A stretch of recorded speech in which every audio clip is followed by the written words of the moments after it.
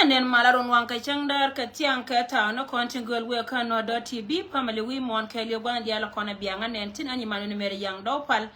baya lar wogan mi hianga nen cha barar ka dit ka tare da ka wojen point da ke kuma yela ka na gimi da te ka tilla da ka kuita ka dan ka jomo we ka ne kon dia ta kon ta pintin chal ka jikor tin chal ka jayu ta ka miti ne da rawti very important to go go bia len ka roi da ka len wala be dit ku yer tar shin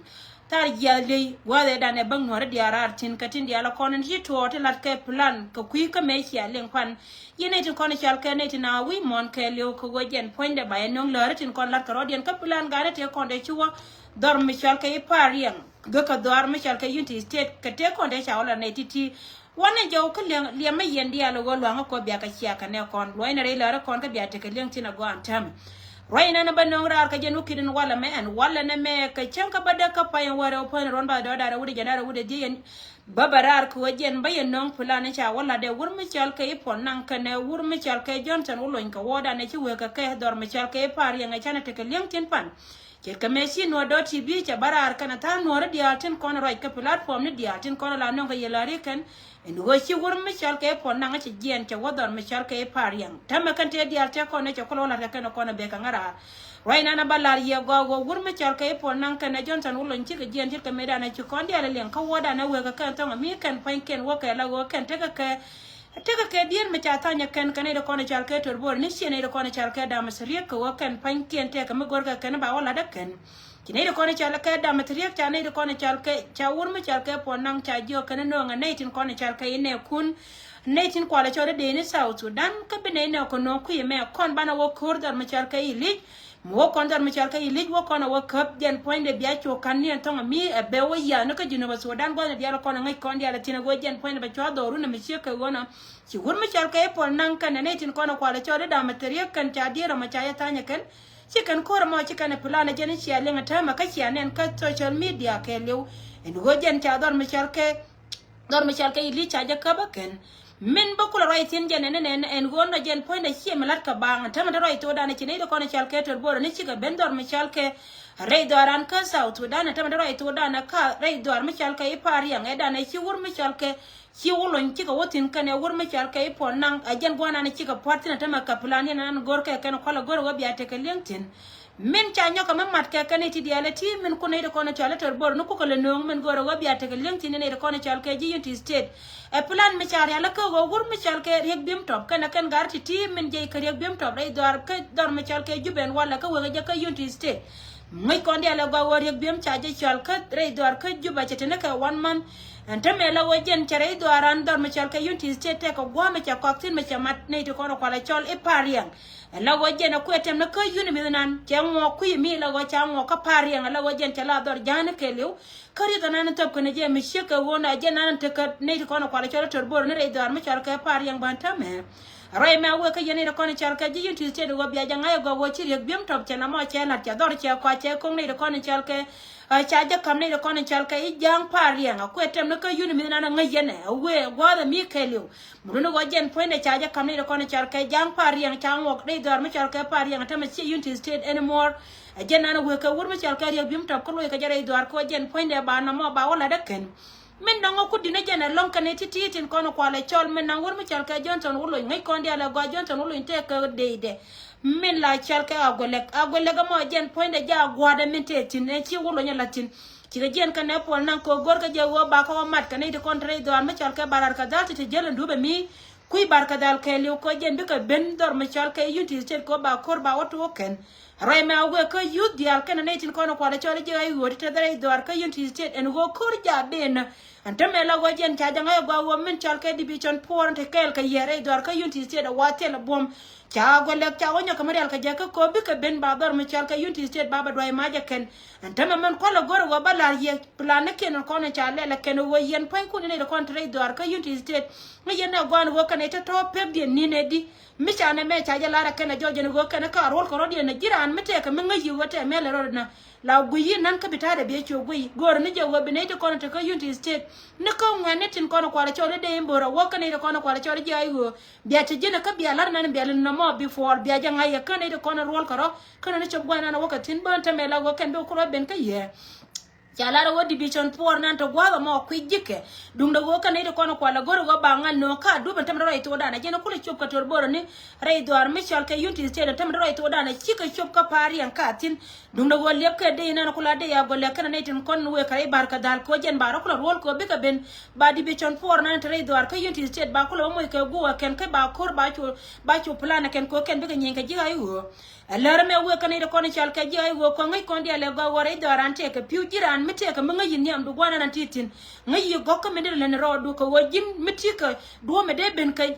enemy du la ngai tana ne bagang rodu chore je le ga ka chore je le goro wo yen pain kun ba ya ba man pinya ku yen ne titika kan ko la ne ka lar yen siang andu ko wajene ta ka plan ka tor boro ni cha lar ye ka ko ni ndaro te ko ne chi wo jon wajen point de dor me chal ka yunti state ta me jare do gor ka je ken wo ba tor boro ni ba bi ko re mo be bentin antama me chika mat kan ne ko no ko la chole ji South Sudan ka tor boro ni kien cha dor me chal ka lijin gorka ken wajen ba wada kan cha ka bakan riyan dog dian wanchi do dar michal ke yunti state ka plan me jena na chari ala ka ne ko na chal ke jijube ngai ka jama ne ko ru kula reg bim to mo ka jare duaran ta me ngai je gwa wajen jen plan ne chari ala ka ka jena nang gen tong mi mo no go lara me we ka youth tin ko na chal ke youth dar michal ke yunti state en go meti yen lebane wonan wo yen pain kun etele yokor tele kor ben ka jogdun gwa me jen gwa cha plan ne me ka jena ko ala gor na ma wobinetin kono kwale chole ne kene chole ji da materiek be men ngon ka jawa betel cha men ngon ka jawa cha kuri ala ka kan ta mela wo plan di no go bukare do ar ka yunti state biata da beje gu kamelero ngut kan yana ne len mako yero wo ja ko yen pen kun ba ya mol pinche be go kan ya laler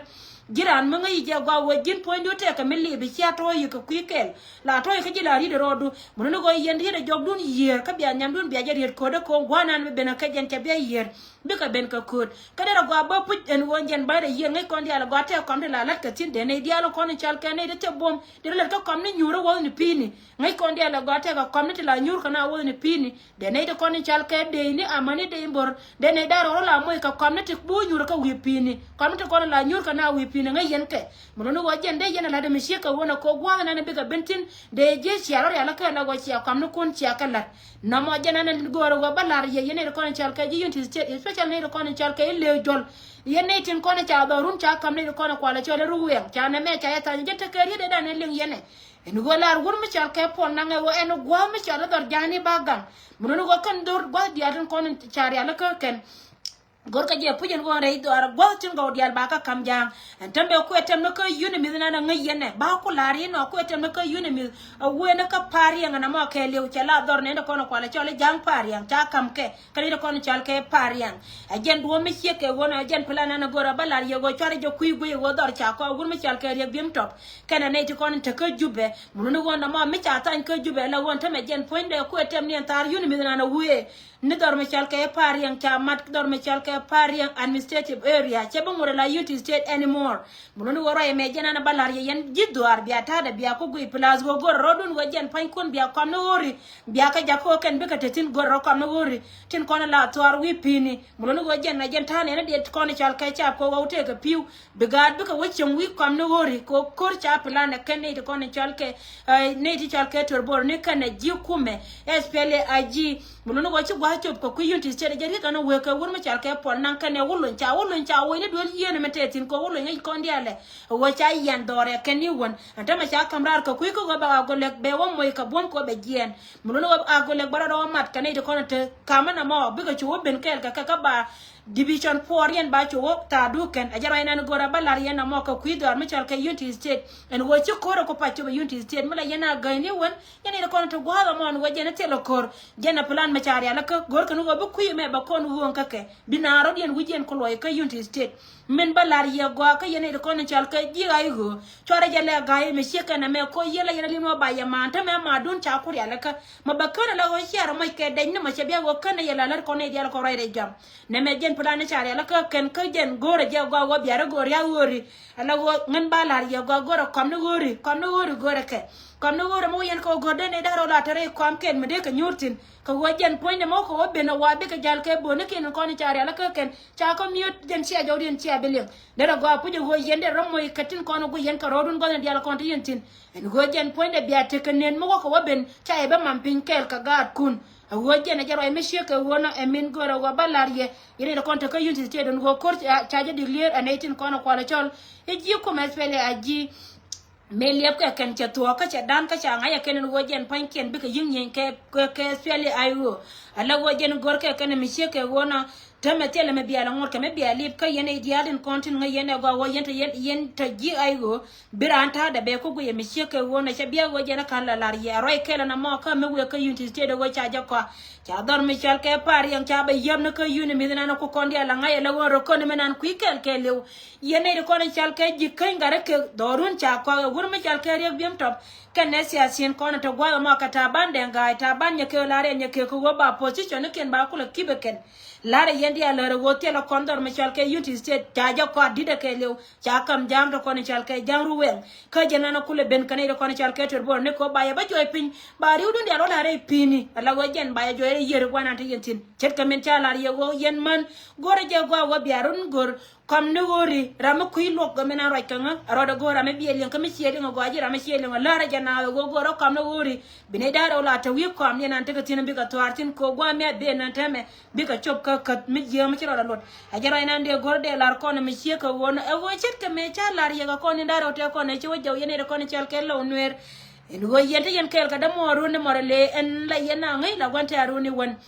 chana janga go pan cha pere loko ari ga ko we ko ji we ta kamal ka chenga dana we ga jare dor ka ko bo chane de kon chal ka ji ko be cha ka formation wo jena jala kel ko kor mala ajana jala kel ko kor mala mala moro le te lo ko ru bitu ore doran andam ro itu dana dor mi chal ka partet chi ka dor mi kana patet cha wo ko cha ka pe pan ne de kon chal ka moro le ni antam jen ka tin ba gwa da ma la wo korbe de lon kon de chal ka shi nda rum jok yen ci ndare dor mi chalke wuror county morle jen jar kam doru no gwa mo makan ya lar mo we wur mi chalke gar kor galwa gore je gawo biate ke leng tin go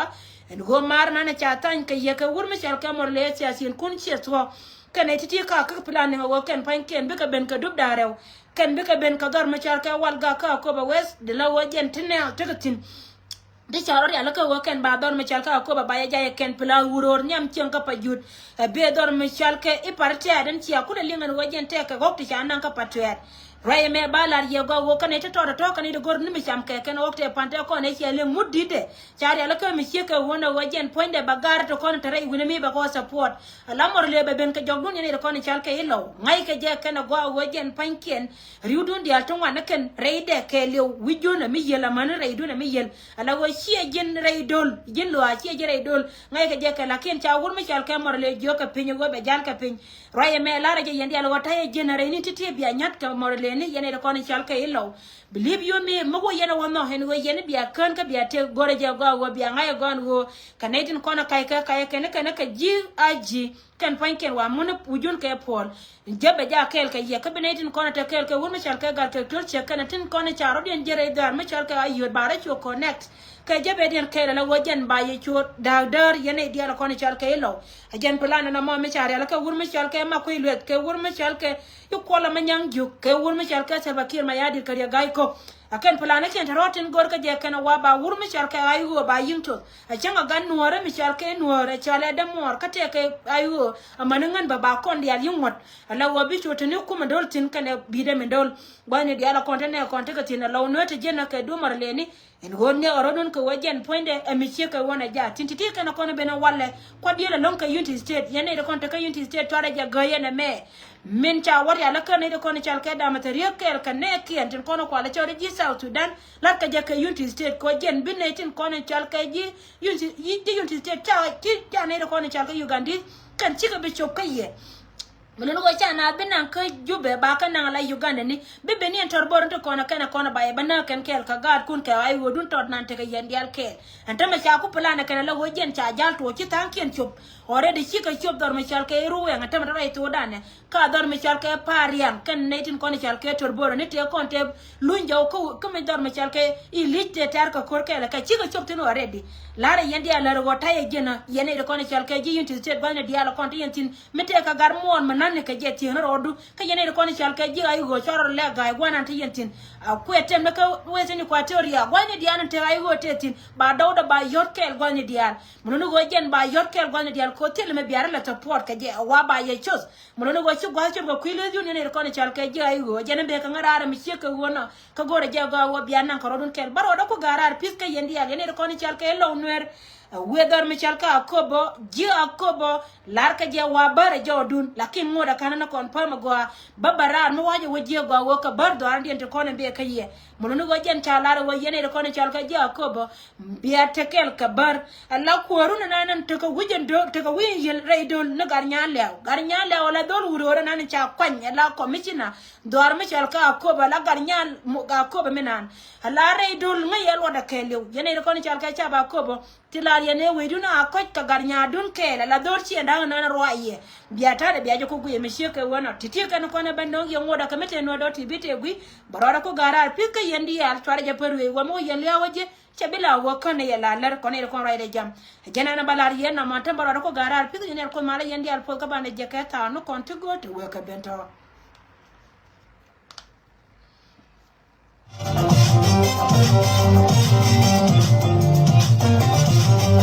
Hello,